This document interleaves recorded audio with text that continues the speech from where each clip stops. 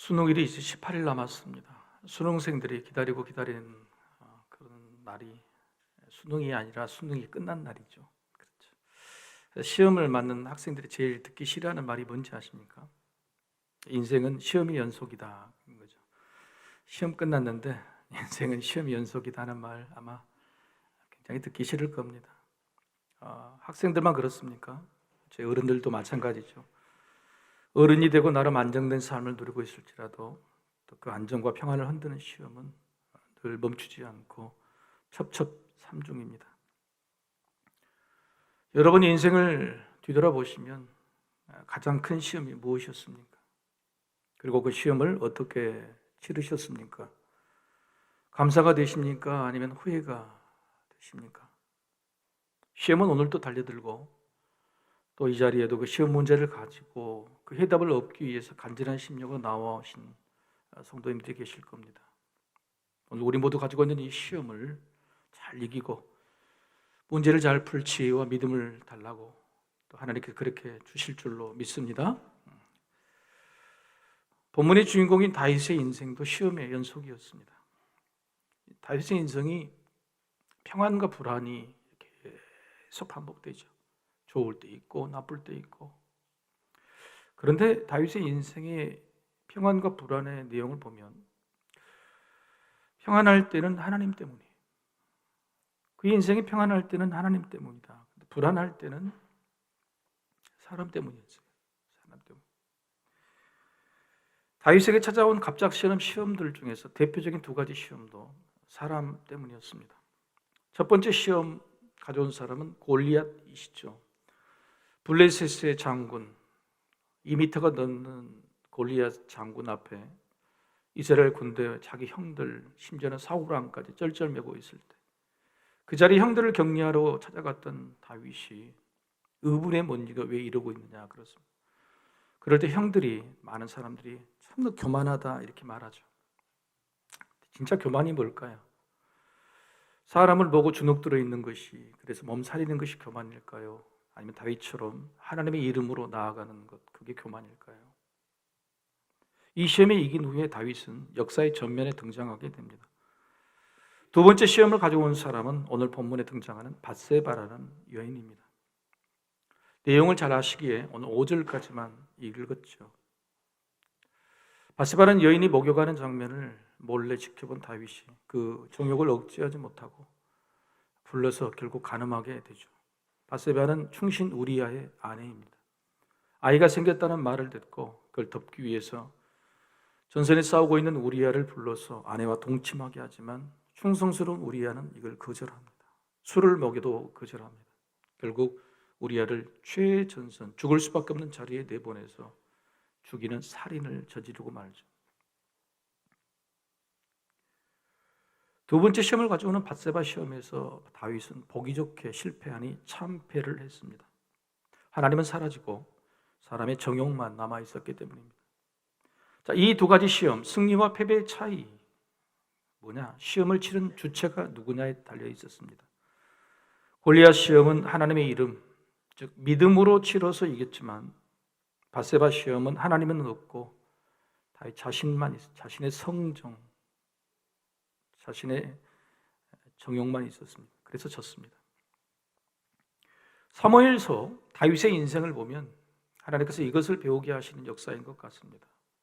다윗의 마지막 역사, 사무엘라 제일 마지막에 보면 또 다윗이 결정적으로 하나님 앞에 실수를 합니다.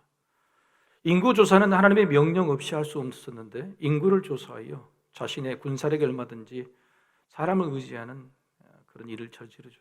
그때 하나님께서 큰 벌을 세 가지 주시고 골라라 할 때 다윗이 크게 뉘우치고 하나님께 한 말이 바로 이것이죠. 하나님의 손에 빠지게 하시고 사람의 손에 빠지지 않게 하소서. 내가 사람이 먼저, 내가 앞서서 하나님의 뜻을 헤아리지 못했습니다. 그리고 이 큰 죄를 저질러 벌을 받아야 된다면 이 벌만큼은 사람의 손으로 받지 않게 하시고 하나님의 손으로 직접 주옵소서라고 고백하는 것이 바로 다윗의 역사의 제일 마지막 부분이죠.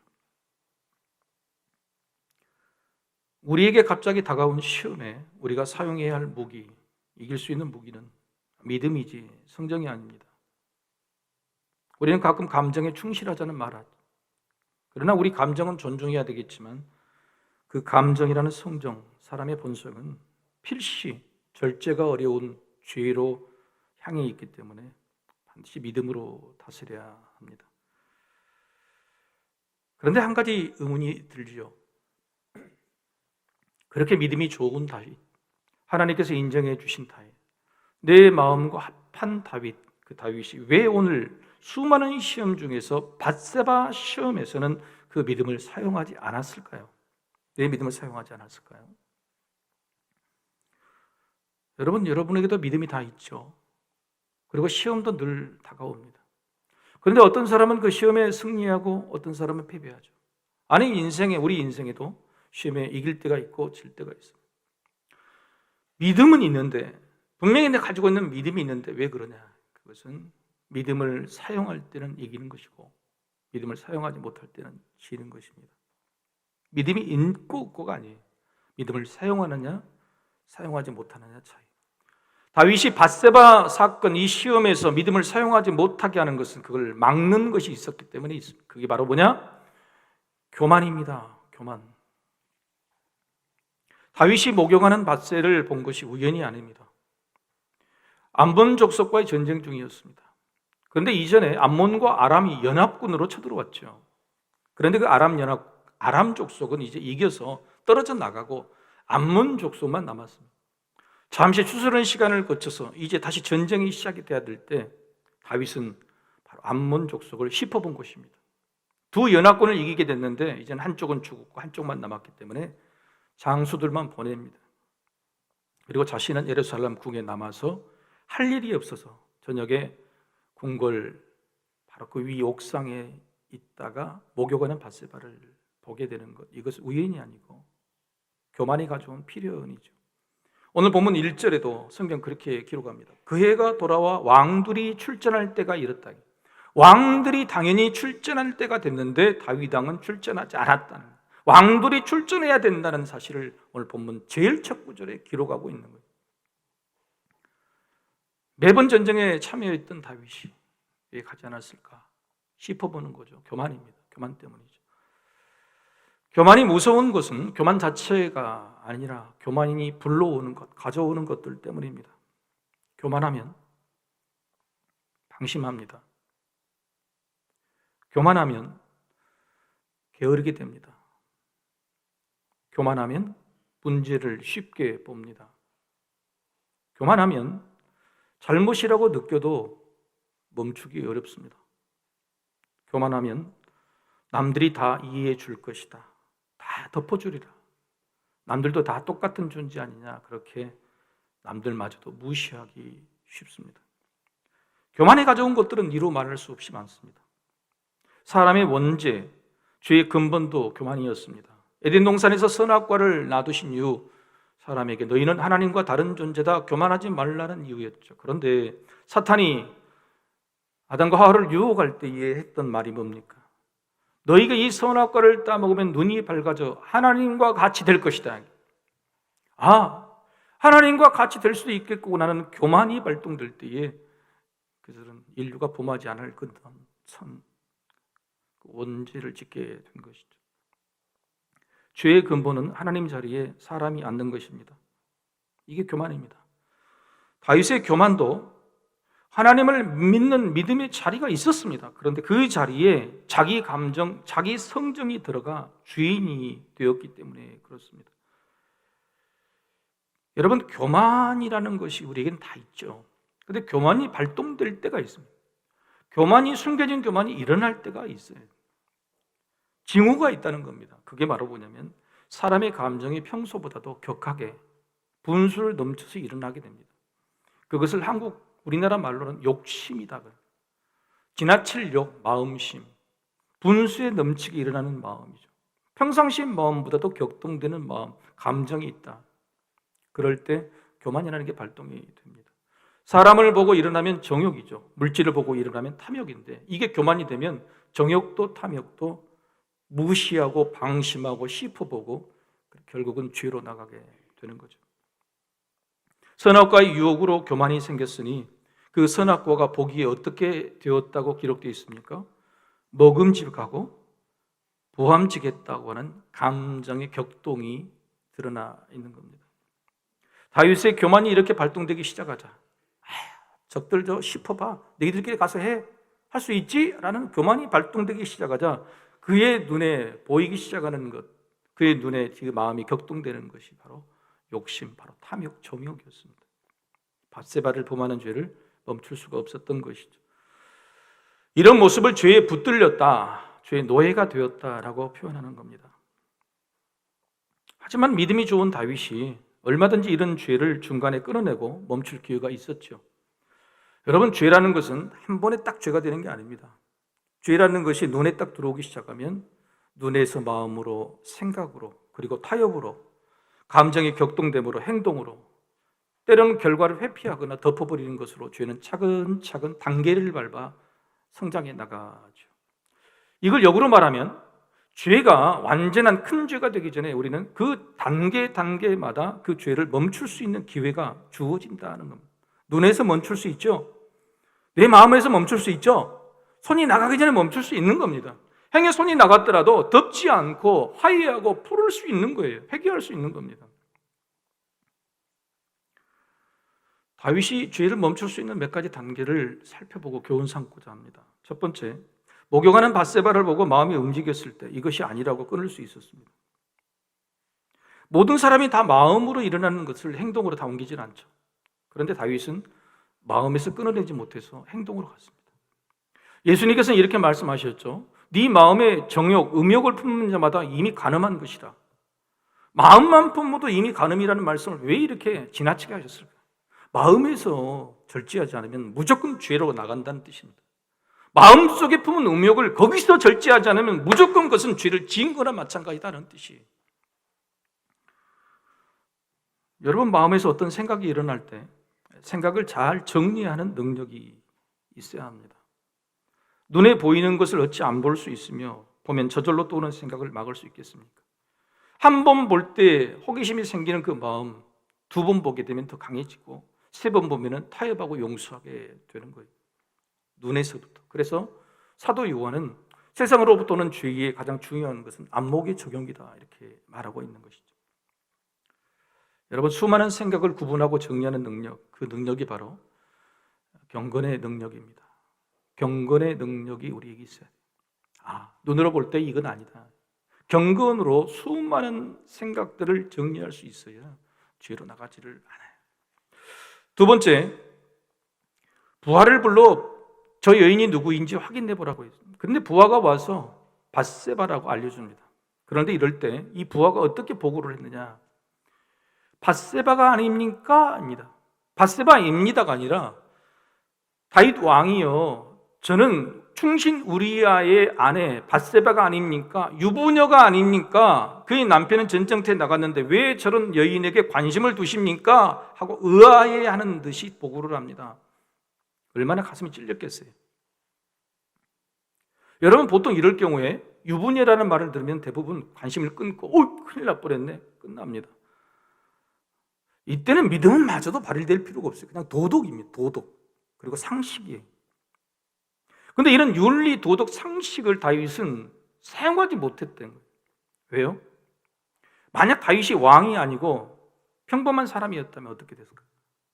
다윗은 왕이라는 자기 권력, 자기 힘을 믿었어요. 자기가 가진 힘과 권력이 상식이나 도덕, 심지어는 윤리, 이 모든 것들을 무시하게 만드는 거예요.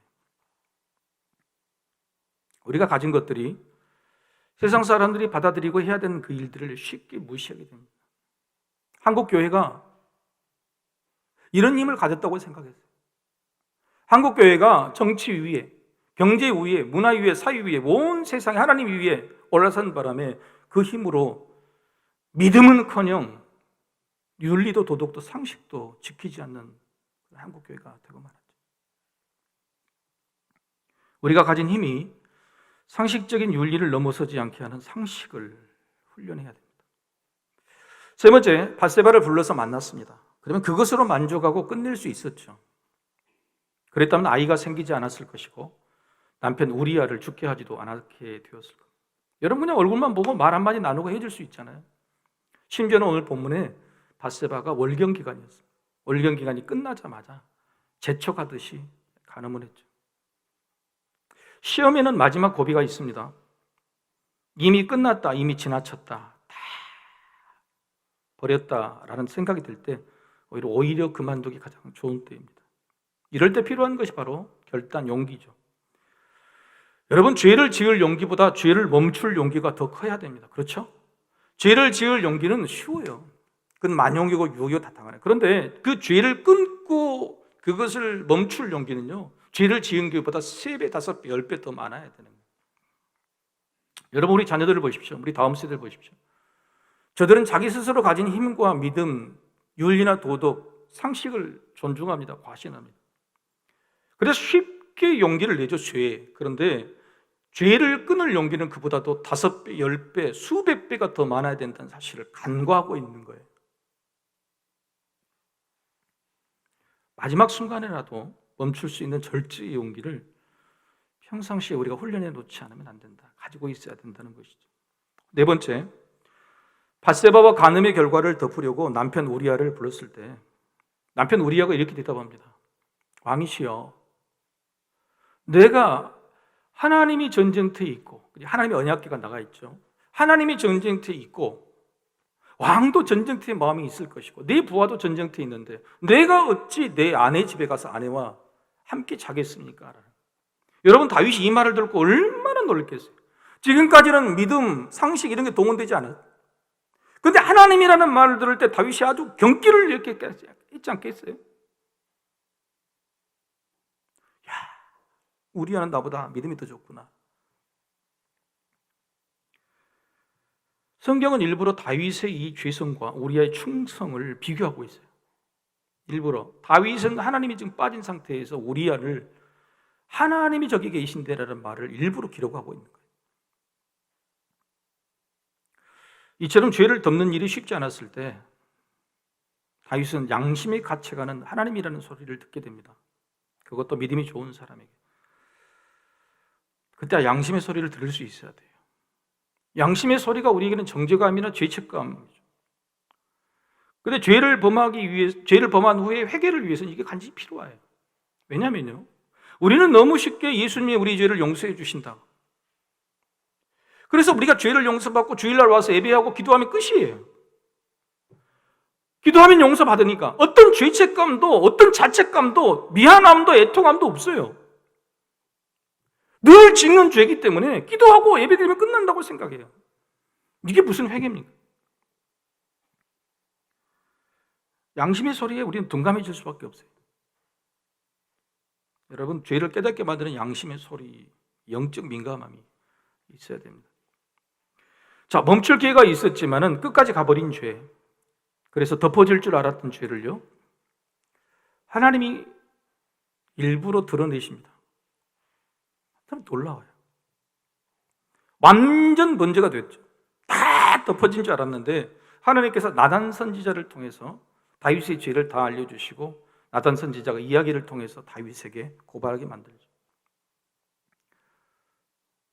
여러분, 여기서 하나 또 질문이 생깁니다. 왜 하나님은 다윗이 죄를 범하도록 끝까지 가도록 도중에 말리지 않을까요? 그동안 다윗이 하는 모든 일들 가운데 하나님이 중간에 개입하시고 간섭하셔서 죄를 끝까지 짓지 않도록 하고 보호하시고 인도하셨어요. 그런데 왜 다윗이 이렇게 수없이 죄를 멈출 수 있는 단계, 중간에 순간 순서가 많았는데 왜 하나님은 그때 개입하셔서 멈추지 않으실까요? 왜 말리지 않으셨을까요? 하나님이 다윗을 포기하신 걸까요? 사랑하지 않으신 걸까요? 왜 가만 계셨던 것일까? 우리도 가끔 그러죠. 하나님 이렇게 되도록 왜 놔두셨어요? 중간에 막으실 수 있잖아요. 중간에 나에게 경고 주실 수 있잖아요. 멈추게 하실 수 있었잖아요. 한국 교회가 이렇게 되도록 왜 놔두셨어요? 그렇습니다. 이런 가장 좋은 시절, 다윗의 믿음 속에 감춰져 있던 교만이 얼마나 무서운 것인지 눈으로 보고 알게 하시려는 것이죠.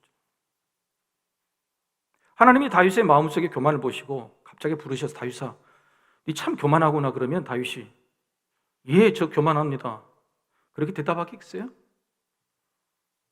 하나님 저의 어떤 모습이 교만한다고 하시는 겁니까? 따질 수 있겠죠. 우리도 그렇지 않겠습니까? 누군가가 당신은 교만하다고 충고할 때에 어떤 증거도 없이, 이해할 근거도 없이 나는 교만하구나 인정할 사람이 누가 있겠습니까? 더군다나 그 사람이 정말 교만하다면 교만하다고 말하는 말이 절대 인정하지 않겠죠. 그렇습니다. 하나님은 교만이라는 이게 얼마나 큰 것인지, 교만이 커지는 모습, 교만이 자라서 불러오는 것이 뭔지 그 증거를 오롯이 드러내 다윗의 교만, 죄의 근본적인 뿌리를 보게 하시고 인정하게 만드셔서 고치시려고 한 것입니다.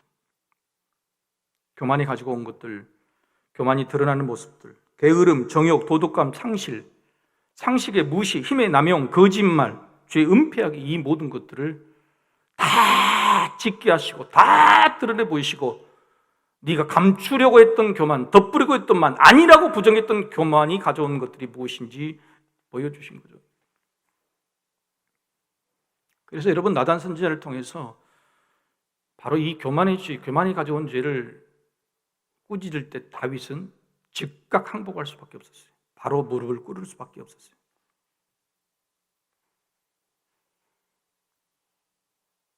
여러분, 지난 밤에 정말 슬픈 일이 있었습니다. 어떻게 해석해야 될까요? 그들이 정말 10대고 20대였어요. 우리 자녀들이. 무슨 죄가 있습니까?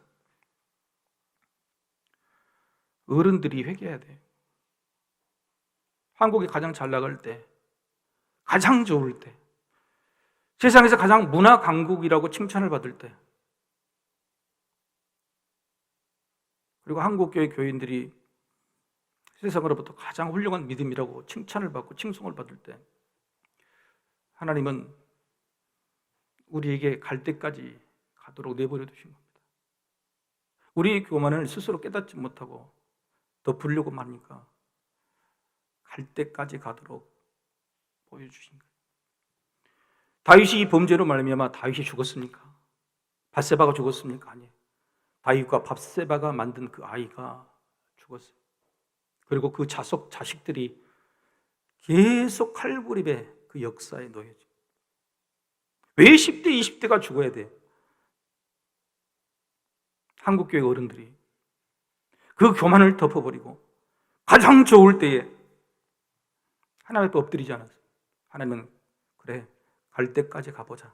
내 볼 수 있는 것을 다 보여줘. 우리가 어디까지, 무엇까지 보아야 됩니까? 우리 때문에 누가 더 희생해야 됩니까? 한국교회를 향해서 말씀하십니다. 이렇게 보여주지 않으면 깨닫지 못하니까. 이렇게 보여주지 않으면 우리가 자랑하는 문화에 그 밑에 감춰진 죄들이 무엇인지 모르니까 갈 때까지 가시는 거예요. 여러분, 다윗의 회개가 칭찬받을 일이 아닙니다. 회개할 수밖에 없도록 죄의 모든 것을 보게 하신 하나님의 어려운 결단 때문입니다. 사랑하는 다윗이, 사랑하는 내 마음의 합한 자녀, 수없이 오랜 이스라엘 역사 기간에 다윗 같은 존재를 찾아볼 수 없었다고 하나님이 칭찬하시죠. 그런데 그 다윗이 가장 좋을 때 수없이 그 죄를 끊고 멈출 수 있음에도 불구하고 그것을 끊지 않고 끝까지 갈 때까지 가신 이유는 그 다윗의 교만이라는 죄를 기억고 고쳐주시고 싶은 거예요.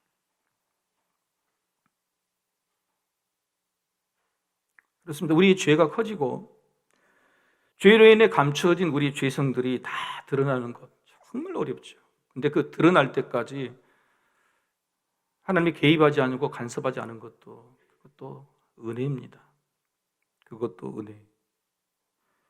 회개 밖에는 출구가 없다는 것을 알게 해주시는 은혜의 지금이라도 우리가 봐야 돼.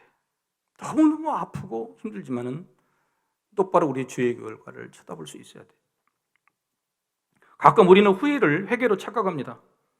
후회와 회개의 공통점은 뒤를 돌아보고 가슴을 치는 거죠. 그런데 차이점이 있습니다. 그 뉘우침이 오롯이 자기 책임이면 회개인데 갈수록 원망의 마음이 드러나면 이게 후회예요. 왜 그때 그런 상황이 되어만 했는가? 내 책임이 아니지 않는가? 왜 나만 이런 일이 생기는가? 심지어는 그때 누군가가 나를 말려줬으면 좋지 않았는가? 오롯이 내 책임이고 내가 잘못했다고 가슴을 치는 것은 회개인데, 누군가 원망을 대상을 잡고 핑계를 대고 상황에 돌리고 하는 것은 그건 회개가 아니에요. 그건 후회예요. 여러분, 우리가 하고 있는, 한국교회가 하고 있는 것이 회개입니까? 후회예요.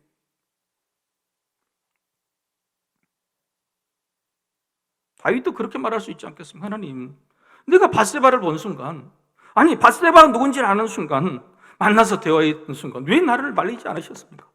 하나님 나를 사랑하십니까? 하나님 그렇게 대답할 거예요. 내가 너를 사랑해서 그래. 그렇지 않으면 네가 너를 몰라. 네가 지은 죄가 더 큰 죄가 되고 더 많은 사람을 죽게 하고. 여러분, 오늘 다윗은요, 이 사건에서도 회개하지 못했어요. 결국은 사무엘 제일 마지막에 또 그 죄를 지죠. 그리고 전염병으로 한 사흘 만에 10만 명에 가까운 백성들이 죽었어요. 그때 다윗이 하는 말이, 하나님 나를 죽이시지, 차라리 나를 죽이시지 왜 불쌍한 저 백성을 죽이십니까? 인구조사를 시키는 것은 난데 왜 백성들을 죽게 하십니까? 라고 외쳤어요. 이게 우리에게 주시는 메시지예요. 누가 회개해야 돼요? 하나님은요, 이렇게 들을 수 있는 사람의 원망마저도 감당하려고 하셨습니다. 죄의 크기가 얼마나 크고 죄의 뿌리가 얼마나 깊고 죄의 힘이 얼마나 무서운지 알게 해주시려고 말입니다. 사람의 교만이라는 죄의 뿌리는요, 이렇게 크게 자라 심각한 열매를 맺지 않으면 깨달을 수 없습니다. 잘못이라고 죄라고 결코 인정하지 않습니다. 사람이 죄의 결과, 교만의 결과, 그 심각한 얼굴을 마주 볼 때까지 하나님은 참으시는 겁니다. 사람의 원망을 기꺼이 들을 각오를 하시는 거예요.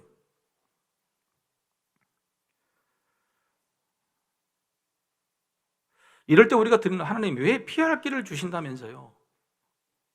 여러분, 피할 길을 주신다는 말씀 아시죠? 우리가 시험 당할 때 하나님께서 피할 길을 주신 하나님, 자비의 하나님, 은총 하나님이라고 그렇게 말씀하셨잖아요. 자, 우리 그 말씀을 한번 읽어볼까요? 고린도전서 10장 13절 말씀. 자, 화면을 보고 같이 한번 읽어보십시다. 자, 시작. 사람이 감당할 시험 밖에는 너희가 당한 것이 없나니 오직 하나님은 미쁘사 너희가 감당하지 못할 시험 당함을 허락하지 아니하시고 시험 당할 즈음에 또한 피할 길을 내사 너희로 능히 감당해 하시느니. 이 말씀 좀 그대로 놔두세요. 자, 여러분 질문을 드리겠습니다. 하나님께서 우리에게 피할 길을 내시는 때가 언제입니까? 시험 당할 즈음이죠. 근데 시험 당할 즈음이 시험이 시작될 때입니까? 시험이 끝날 때입니까? 우리는 해석을 그동안 시험이 시작할 때라고 그래요. 여러분, 시험이 시작할 때 피할 길을 주시면 시험이나 연단이나 이런 것들로 우리가 훈련할 기회가 어디가 있는 거예요? 자, 그 마지막 말씀이죠. 시험 당할 즈음에 또한 피할 길을 내서 너희로 능히 감당하게 하시느니라. 시험 시작할 때라고 하면 너희로 능히 피하게 하시느니라 이렇게 말씀하셔야 돼요. 그런데 어떻게 해요? 너희로 능히 시험을 겪게 하시느니라, 이기게 하시느니라는 거예요. 시험이 시작될 때에 피할 길을 주셔서 시험 자체를 경험하지 못하게 하신 게 아닙니다. 왜요? 그 시험은 내가 준 게 아니고 너희가 유혹당해서 받는 시험이니까.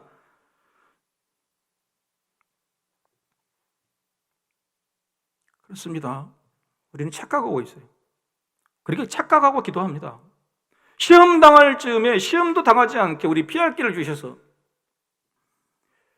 그러면 어떻게 우리 마음에 죄가 고쳐지고 우리 마음에 양심이 다시 세워지고 우리 마음에 힘들고 어려운 일들이 어떻게 고쳐지겠습니까?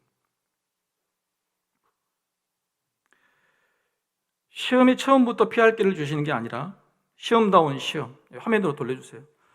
시험다운 시험, 훈련다운 훈련, 그리고 연단다운 연단을 다 거친 마지막 순간에 피할 길을 주신다는 뜻이죠. 오늘 다윗에게도 그렇게 했던 것입니다. 그만큼 우리가 가지고 있는 죄의 뿌리가 무섭습니다. 이런 죄의 뿌리가 여전한데도 우리는 예수 믿어서 주일날 와서 기도하고 회개하는 신용, 아니 회개가 아닌 후회를 하면서 우리는 용서받았다고 생각하니 우리 마음에 있는 죄성들이 여전히 감정을 따라 격동되는 겁니다. 죄는 여전히 덮어지고 무마되어지는 거예요. 자유의지, 자유의지라는 말로 두둔하는 우리 믿음, 우리 절제, 우리 이성을 과신하지 마십시오. 우리 죄성을 절대 이길 수 없었습니다. 오늘은 종교개혁주의입니다. 종교개혁이 이로 인해서 시작이 됐어요. 종교개혁이 이뤘던 16세기 1517년경에 종교는 모든 정치보다 위에 있고 문화, 사회, 경제 모든 것에 상위에 있었습니다. 종교, 교황, 황제를 다 다스려요. 그런 교만이 자기 안에 감춰진 교회의 죄성이 얼마나 큰지를 모르고 무시했던 거예요. 교회 역사상 가장 엄청난 죄들을 힘이 가장 강력했을 때 저질렀던 시대가 바로 종교개혁이 일어날 수밖에 없었던 이유였대.